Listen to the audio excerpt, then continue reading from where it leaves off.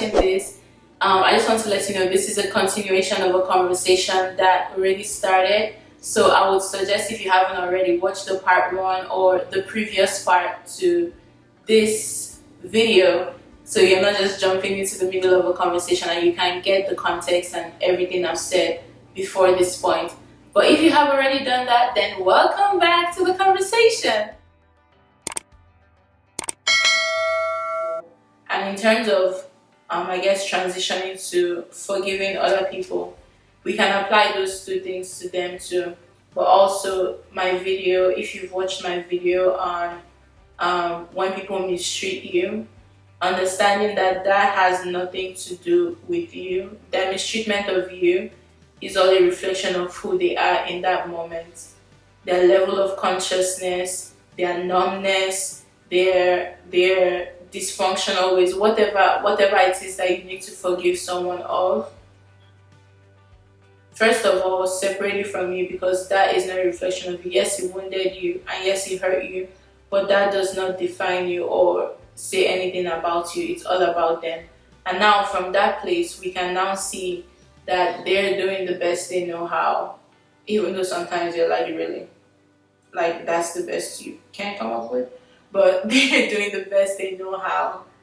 And yeah, like I think it's gonna be a process of just working through that. They're doing the best they know how, and then eventually that they too are worthy of love, just as human beings. Because we all come into this world worthy of love. Like if you see a baby, like we all come into this world worthy of love, and that doesn't change throughout life. People are shaped by their environment, by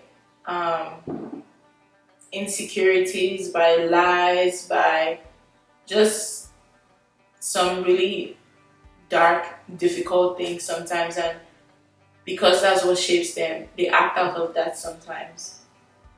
But that doesn't mean that you get to be bound because of their mess. The whole point of forgiveness is to set yourself free. You're worthy of being free. You're worthy of being all that you are meant to be.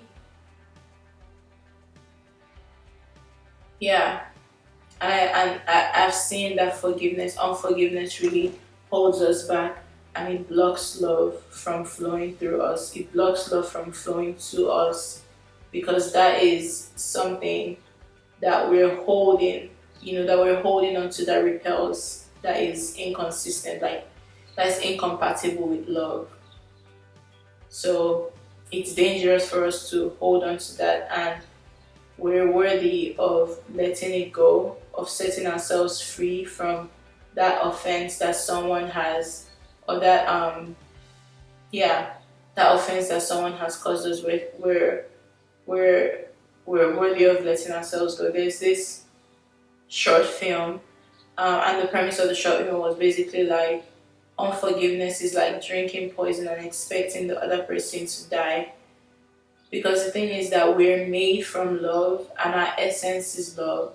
So anything that fights against that love is fighting against us. And unforgiveness is one of those things. And of course, I think sometimes we hold on to unforgiveness because we want to be safe. We want to make sure that we never forget, so that that pain doesn't happen to us again.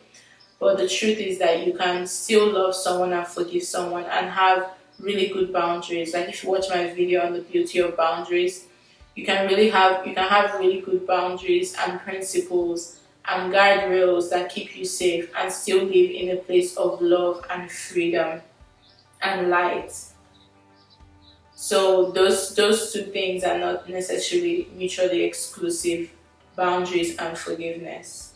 Matter of fact, they work very well together, because you're no longer being controlled by your response, your negative response to something else. You're authentically who you are, and you're able to do that in that safety,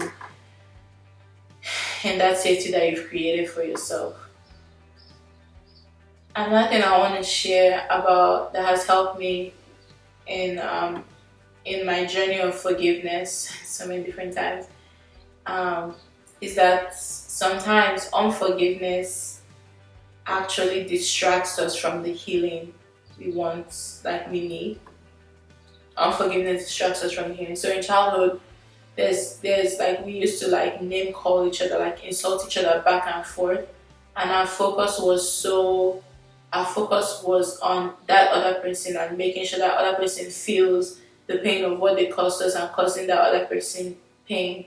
But in doing that and in engaging with that, we took away the attention and energy from ourselves and nursing the wound that was inflicted. So sometimes we hold on to unforgiveness, and in holding on to unforgiveness, our attention is diverted. So when we think about that situation, instead of thinking about the wound that we have experienced from that situation and and working on healing that wound, our focus is on that other person and how they did us wrong and how they are blah blah blah and how they deserve and how it's all about them. Unforgiveness also, I feel like, is so good at distracting you from actually getting the true healing that you need. So you're there focusing on someone and something that you can't do anything about anyways. But then the thing that you can do something about, which is the wound that was inflicted on you, you're not doing anything about it. So you're still in pain, you're still suffering from pain from that wound, and then you have the extra pain of unforgiveness. So that's something I wanted to also point out is for us as we let go and forgive to take that time and that focus instead of focusing on that other person to focus on that one, and it goes with us like forgiving ourselves too. There's a reason why we did like certain things in certain ways. There may be some painful lies or belief systems or ways in which that thing that we did has hurt us. Instead of taking on that energy of regret and like, oh, I shouldn't have done this, instead of focusing all our energy on that, let's take that energy and focus it on healing. Okay, this is how this action I did in the past, how it's affected me, how it has affected me now, how it has affected the way I see myself, how has it affected me negatively. And then instead of punishing that past version of us, let's take that energy, let's take that focus and bring it to the present, to the wound that we currently have, and ask myself, how can I heal from this so that I can move forward in health and joy and peace. You have come to the end of this video. Don't forget to like, subscribe, comment down below, and share this with someone who you think is going to need it. Don't worry, the rest of this conversation is going to come in the next video, so stay tuned as we continue this conversation. And until then, stay loved. Don't forget that you're worthy, you're amazing, and we need in this world, we need what only you can bring. All right, love you. Bye.